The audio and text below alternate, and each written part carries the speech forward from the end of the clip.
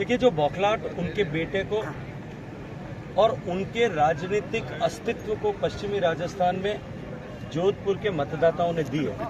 8 के 8 विधानसभाओं में जिस तरह से करारी हार का सामना उनको देखने पड़ा, उसके चलते हुए जो खीज है, जो खिसियाट है, जो बौखलाहट है, वो बौखलाहट उनके बयानों से दिखाई देती है, वो बौखलाहट उनके बयानों से बाहर आती है। सब जो है सारी एजेंसीज उनके पास में, एजेंसीज का जितना दुरुपयोग वो कर सकते थे उतना उन्होंने किया है। एजेंसीज का जितना दुरुपयोग का जो है किया जा सकता था वो भी उन्होंने किया है, लेकिन उसके बाद में भी उनके वकीलों को कोर्ट में खड़े होकर के ये स्वीकार करना पड़ा कि गजेंद्र सिंह का न तो किसी एफआईआर में नाम है, न गजेंद्र सिंह का किसी चार्जशीट फाइल हुई है उसमें नाम है। आपके पास में सारी एजेंसीज है। मैं तो जब आप पुलिस का दुरुपयोग करने की कोशिश कर रहे थे तब मैंने कोर्ट में जाकर के कहा कि इस प्रोसीडिंग्स को क्वैश करना चाहिए। तब प्रोसीडिंग्स को क्वैश करने से पहले वो हाईकोर्ट ने ऑर्डर किया है कि आप किसी भी तरह का इसमें कोई भी कदम नहीं उठाओगे। अब ये जब हालात है, जो वह मुख्यमंत्री देश भर में जाकर के इस बात के लिए बयान देते हैं कि एजेंसियों का दुरुपयोग भारत सरकार कर रही है। एजेंसी के दुरुपयोग का क्लासिक एग्जाम्पल अगर कहीं है तो वो राजस्थान में गजेंद्र सिंह पे जितने काम हो रहे हैं वो तो अलग है। वकीलों को उठा करके जेल में ठूसा है, बिना किसी अपराध के एक वकील को वो क्या जो है 10 महीने तक आपने जेल में रखा। सिर्फ अपराध इतना था कि आपके किए हुए भ्रष्टाचार को उसने उजागर करके कोर्ट से ऑर्डर करा दिया था। पत्रकार ने एक टिप्पणी आपकी सरकार के खिलाफ की, उसके खिलाफ आपने पॉक्सो में जो है वो मुकदमा दर्ज कराया। राजस्थान में जिस तरह से अराजकता की सरकार काम कर रही है, ये बौखलाहट और खिसियाट है। सत्ता की ज्यादातर नीचे से खिसक रहा है और उस खिसकने के खिसियाट के कारण से वो इस तरह के दोषारोपण करके लांछन लगाने की कोशिश करते हैं। हिम्मत है तो आज चुनौती देकर के यहाँ से कहता हूँ कि वो और उनके वकील किसी भी हिंदुस्तान के मंच पर खड़े हो जाएं और वहां खड़े होकर के मेरे सामने इसके ऊपर बहस करें, उनके वकीलों को लेकर के बहस करें कि मुझे किस तरह से दोषी ठहरा रहे हैं। वरना मैं जो किरोड़ी लाल जी ने आप जो आरोप लगाए उन आरोपों को उस मंच पे खड़े होकर के सिद्ध करूंगा कि उनके और उनके बेटे ने किस तरह का भ्रष्टाचार किया।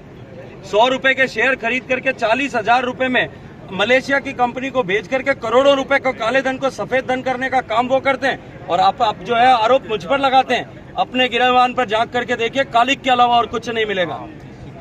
Thank you sir. इलाकों में स्कीम थी वो बंद कर दी। देखिए, BRGF नाम से कोई स्कीम नहीं थी। स्कीम का नाम था BADP। उनको बेचारे वो कितने क्लास पढ़े हैं मुझे पता नहीं है, उनको स्कीम का नाम पता है कि नहीं है, लेकिन BADP स्कीम को बंद नहीं किया।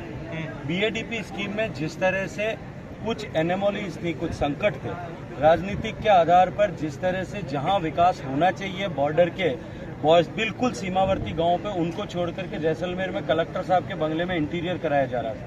जैसलमेर में कलेक्टर साहब के घूमने के लिए गाड़ी खरीदी जा रही थी। ऐसे सीमावर्ती क्षेत्रों में जो दुरुपयोग हो रहा था उसको रोकने के लिए नए सिरे से स्कीम को डिजाइन करके बनाया जा रहा है।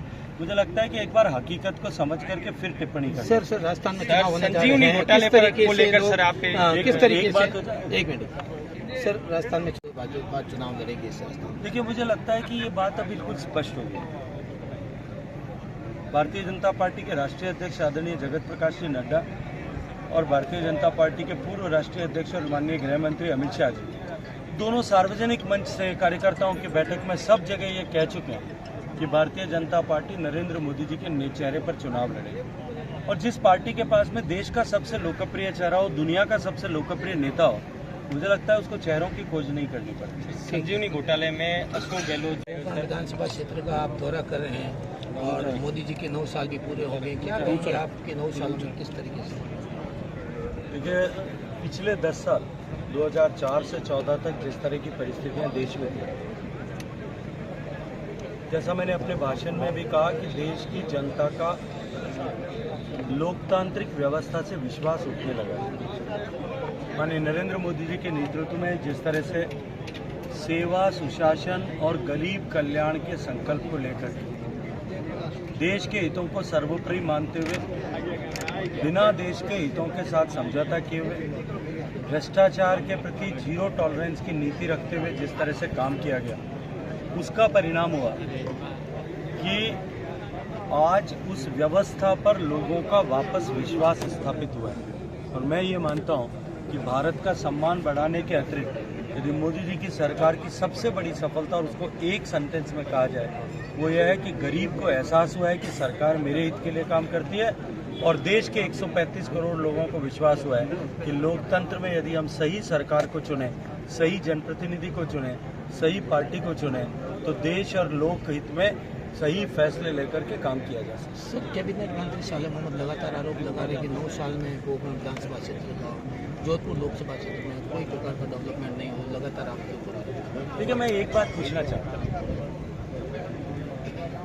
पोखरण लोकसभा क्षेत्र में, पोखरण विधानसभा क्षेत्र में जो मैंने कहा 80,000 घरों को पानी का कनेक्शन दिया जाए। ये साले मोहम्मद साहब पिछले 5 साल तक विधायक थे, उनके माननीय मुख्यमंत्री जी इससे पहले 2 बार मुख्यमंत्री भी रहे और 5 बार जो है इसी लोकसभा क्षेत्र के सांसद भी रहे। तब उन्होंने क्यों कर यहाँ पे पानी नहीं पहुँचाया था?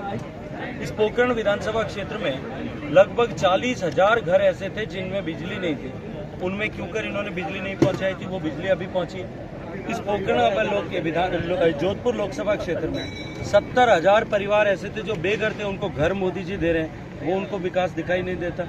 पोखरण विधानसभा क्षेत्र और जोधपुर लोकसभा क्षेत्र में जो नई सड़कें बनी, जोधपुर से लेकर के पोखरण से लेकर के जैसलमेर तक, जो रामदेवरा से लेकर के पोखरण होते हुए, पोखरण से वो लेकर के रामदेवरा होते हुए बीकानेर तक, जो जितने नेशनल हाईवेज बने, हमारे कांडला से लेकर के अमृतसर के बीच में एक्सप्रेस वे बन रहा है, ट्रेन का डबलीकरण हो गया, ट्रेन का जो है इलेक्ट्रिफिकेशन हो गया, अस्पताल नए बन गए, जो जितने भी वेलनेस सेंटर बने, ये सब के सब भारत सरकार की धनराशि से बन रहे। मैं साले मोहम्मद साहब से एक बात पूछना चाहता हूँ, अगर वो जवाब दे सकें, वो एक भी योजना जिसमें भारत सरकार का पैसा न हो और हिस्सेदारी न हो, भारत सरकार के वित्त पोषण से न चल रही हो, चाहे नरेगा की योजना हो, चाहे मिड डे मील की योजना हो, चाहे जो है चिरंजीवी की योजना भी हो, तो वो मुझे एक भी योजना का नाम बताएं, फिर उनको पता लगेगा। सर, राजस्थान में चुनाव